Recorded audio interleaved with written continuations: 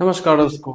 Informal talks के एक नए शो इतिहास में आपका बहुत बहुत स्वागत है। इतिहास के इस शो में हम आपको देश के चर्चित और प्रसिद्ध चेहरों के बारे में बताएंगे कि कैसे वो फर्श से अर्श तक पहुंचे और कैसे उन्होंने इतनी चर्चा भरी जिंदगी का जो मुकाम है वो हासिल किया और उनके जीवन में जो बहुत ही जो कहते हैं कि बहुत ही उनके लिए लाभदायक घटनाएं या फिर उनके लिए बहुत कठिन समय जो उनके लिए रहा, उन सब के बारे में हम आपको इस शो में अपने बताएंगे। तो इस शो को आप ज्यादा से ज्यादा शेयर करिएगा जिससे हमको और अधिक सपोर्ट मिल सके। आज हम जिनके बारे में अपने इस पहले एपिसोड में चर्चा करने वाले हैं उनका नाम देश और खास करके उत्तर प्रदेश के पूर्वांचल और पूर्वांचल की राजनीति में बहुत ही अहम रोल रखता है और इनको हम देशभक्त डॉन के रूप में भी देख सकते हैं। देशभक्त डॉन के रूप में भी इनकी छवि जो है लोगों के मन में बसी हुई है, क्योंकि इन्होंने देशभक्ति का परिचय देते हुए तत्कालीन अंडरवर्ल्ड डॉन दाऊद इब्राहिम से पंगा लिया, से बैर लिया। अब आप समझ सकते हैं कि दाऊद इब्राहिम से पंगा लेना कितनी बड़ी बात हुआ करती थी तब के समय, यानी कि 90 के दशक में। तो इसलिए हम आज कहानी सुनाने वाले हैं एक देशभक्त डॉन की। तो उन देशभक्त डॉन का नाम है ब्रजेश सिंह। जी हाँ, पूर्व एमएलसी और बाहुबली नेता ब्रजेश सिंह। जी हाँ, आज के इस पहले एपिसोड में ब्रजेश सिंह की पूरी कहानी के बारे में आपको विस्तार से बताएंगे, तो बने रहिए गान तक ताकि कोई भी जानकारी आपसे छूटने ना पाए। तो आज इस एपिसोड की हम लोग शुरुआत करते हैं। वाराणसी के धरौरा गांव में जन्म लेने वाले अरुण सिंह देश के इतने बड़े बाहुबली नेता बन जाएंगे या किसी ने सोचा नहीं था। माता पिता ने इनकी शुरुआत से ही पढ़ने में होशियार होने से इनके बड़े अफसर बनने के सपने देख रखे थे, लेकिन नियति को तो कुछ और ही मंजूर था। ब्रजेश सिंह के पिता रविन्द्रनाथ सिंह रसूखदार और स्थानीय राजनीति करते थे, जिसके कारण उनके प्रतिद्वंदी भी बहुत थे।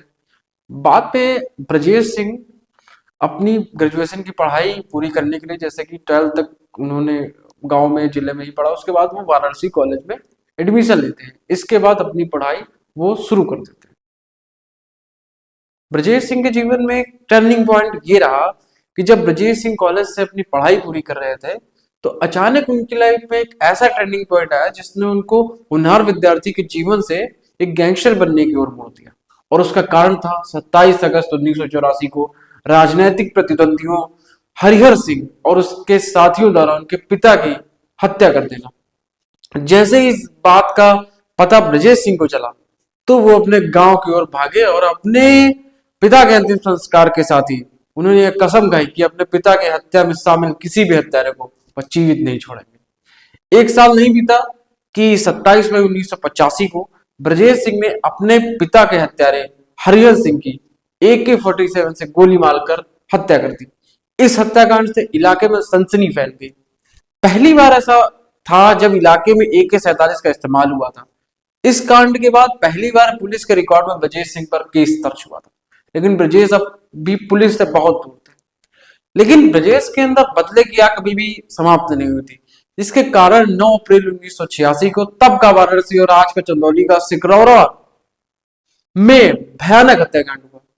ब्रजेश सिंह ने पिता के हत्याकांड में हरिहर सिंह के साथ शामिल पूर्व ग्राम प्रधान रामचंद्र यादव समेत उसके परिवार के 5 सदस्यों को दिन दहाड़े गोलियों से मौत के घाट उतार दिया, जिसके बाद इस घटना की गूंज पूर्वांचल समेत पूरे प्रदेश में सुनाई थी। इस घटना के बाद पहली बार ब्रजेश सिंह जेल गए, लेकिन 32 साल बाद 2018 में इसी मामले में सबूतों के अभाव में उन्हें इस केस से बरी कर दिया गया। जुर्म की दुनिया के इस डॉन ने मान लो अपना कदम वर्चस्व स्थापित करने के लिए बढ़ा दिया था। ब्रजेश सिंह के जेल जाने के बाद उनकी मुलाकात होती है इस कहानी के एक और खूंखार किरदार से। नाम है गाजीपुर का पुराना हिस्ट्री सीटर त्रिभुवन सिंह। गाजीपुर भी एक समय गैंगवॉर का हिस्सा रहा था। कारण था गाजीपुर के सैदपुर क्षेत्र के एक गांव में एक खानदान के बीच जमीन का एक प्लॉट जो गैंगवार की नींव डालता है।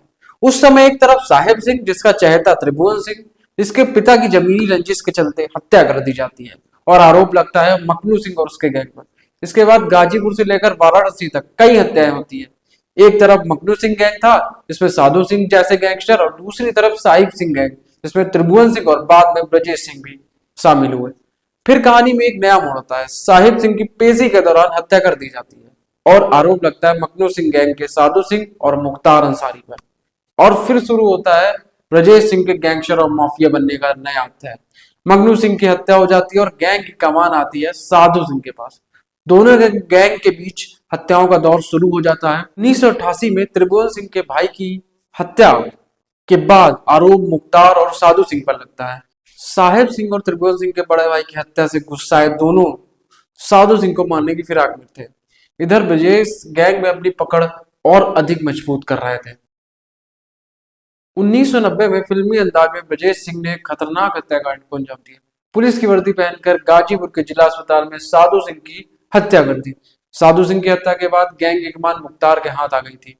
पूर्वांचल में गैंगवार का सिलसिला इसी से लगातार शुरू हो चुका था। रेलवे कोयले के ठेकों के वर्चस्व के लिए खूनी संघर्ष अब शुरू हो चुका था। 1990 के दशक में ब्रजेश सिंह ने धनबाद का रुख किया। तब के बाहुबली विधायक और कोयला माफिया सूर्यदेव का शूटर बनकर उन्होंने काफी समय तक काम किया। इसी बीच ब्रजेश पर हत्या के कई सारे केस भी दर्ज हो जाते। 90 के दशक में ब्रजेश सिंह की लाइफ में एक अहम मोड़ आता है। उनकी मुलाकात उस समय के मुंबई के अंडरवर्ल्ड डॉन सुभाष ठाकुर से होती है। तब वर्चस्व की लड़ाई में दाऊद इब्राहिम की बहनोई की हत्या कर दी जाती है और आरोपी होता है अरुण गवली। जिसके बाद ब्रजेश सिंह की मुलाकात दाऊद इब्राहिम से हो जाती है। मुंबई के जेजे अस्पताल में 12 फरवरी 1992 को अरुण गवली गैंग के शैलेश हल्दरकर की AK-47 से 500 से अधिक गोलियां चलाकर हत्या कर दी जाती है और इल्जाम लगता है ब्रजेश सिंह पर। 500 से अधिक गोलियां चलाने का इल्जाम जब ब्रजेश सिंह पर लगता है तो उनके ऊपर टाटा के तहत केस चलता है, चूंकि AK-47 का भी इस्तेमाल हुआ था। और 2008 में इसी केस में ब्रजेश सबूतों के अभाव में अब बरी भी हो चुके हैं। इस हत्याकांड के बाद दाऊद इब्राहिम के काफी नजदीक आ जाते हैं ब्रजेश सिंह, लेकिन फिर एक दौर आता है जब ब्रजेश सिंह का बैर हो जाता है दाऊद इब्राहिम से, और कारण था उनकी देशभक्ति। अयोध्या में विवादित ढांचा गिराए जाने के बाद 1993 में दाऊद इब्राहिम मुंबई में ब्लास्ट करा देता है, जिसके बाद ब्रजेश सिंह ने देशभक्ति निभाते हुए दाऊद इब्राहिम से दुश्मनी मोल ली। इसीलिए हम आपसे कह रहे थे कि हम आज एक ऐसे शख्सियत की कहानी आपको सुनाने जा रहे हैं जिन्होंने दाऊद इब्राहिम से भी पंगा ले लिया सिर्फ और सिर्फ देशभक्ति की वजह से। और उसका कारण था 1993 का मुंबई ब्लास्ट, जिसमें कई बेकसूर बच्चों, बूढ़ों, महिलाओं और सभी लोगों की जान गई थी। यह उस सदी का बहुत बड़ा आतंकी हमला था, बहुत बड़ी आतंकी धमाका था, जिसमें कई बेकसूरों की निर्मम हत्या हो जाती है, निर्मम उनकी जान चली जाती है। और इसी घटना से ब्रजेश सिंह काफी आहत होते हैं और दाऊद इब्राहिम को इस घटना के बदला लेने के लिए ढूंढने लगते हैं। लेकिन वो अपने इस लक्ष्य में कामयाब नहीं हो पाए, क्योंकि दाऊद इब्राहिम जो था वो किसी देश में जाकर छुप चुका था। अब ब्रजेश सिंह का लक्ष्य था सियासत के दम पर पूर्वांचल में रसूख कामयाब करना। प्रदेश में सपा और बसपा सरकार आने के बाद मुख्तार का रुतबा लगातार बढ़ा। ब्रजेश के सामने कई बड़ी चुनौतियां थी। 1996 में मुख्तार अंसारी मऊ विधानसभा से चुनाव जीतकर माफिया से माननी बन जाता है। इस बीच ब्रजेश कभी अंडरग्राउंड तो कभी सामने से मुख्तार से जंग करते हैं।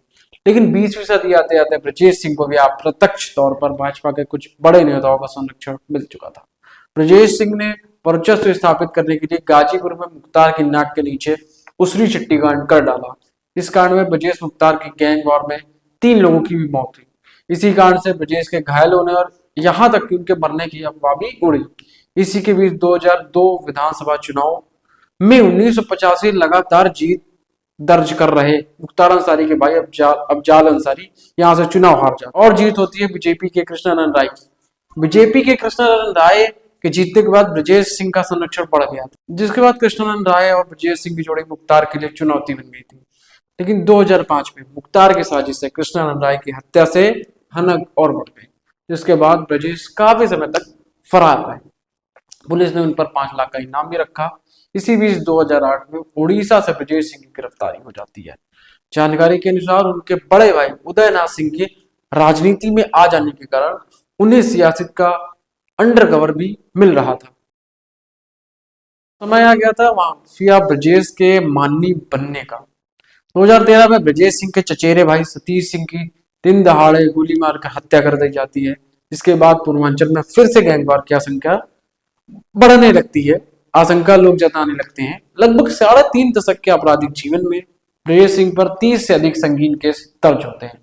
कई केस में वह बरी भी हुए, लेकिन 2016 के शपथ पत्र में 11 केस चलने की बात सामने आती है।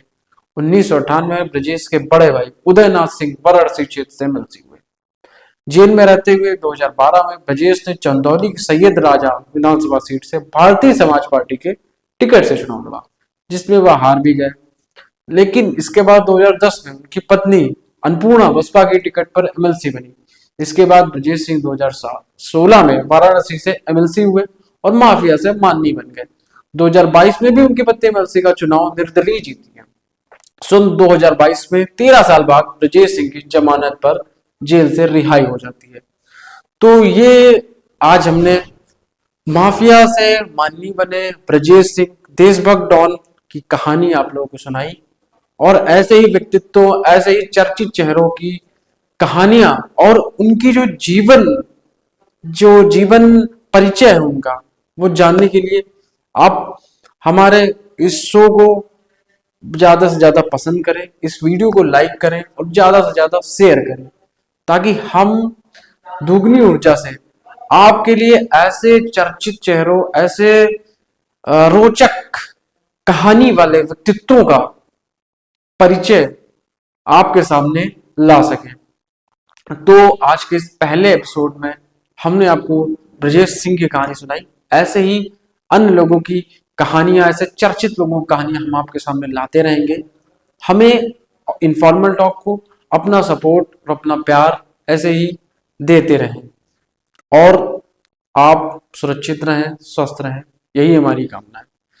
आने वाले वीडियो के लिए हम आप तक अपनी नोटिफिकेशन पहुंचा सके, इसके लिए हमारे चैनल को सब्सक्राइब करिए और नोटिफिकेशन जो आइकन है उसको प्रेस कर दीजिए। और अगले वीडियो के लिए हम दोगुनी ऊर्जा से आपके सामने प्रस्तुत होंगे। तब तक के लिए जय श्री राम, नमस्कार।